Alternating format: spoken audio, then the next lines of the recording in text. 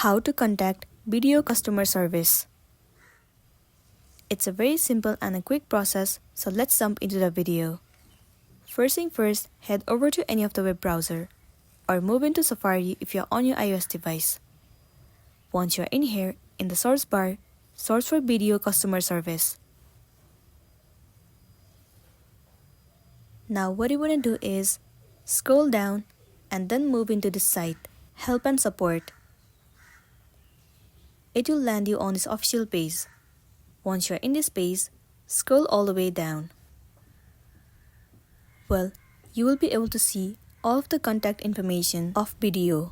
You can see BDO's contact center phone number, corporate center's phone number, and also the email address that you can contact on.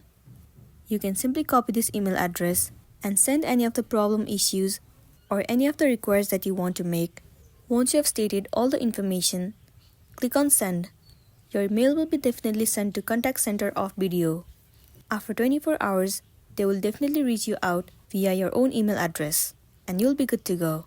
So that's all for today, and this is simply how you can contact BDO customer service.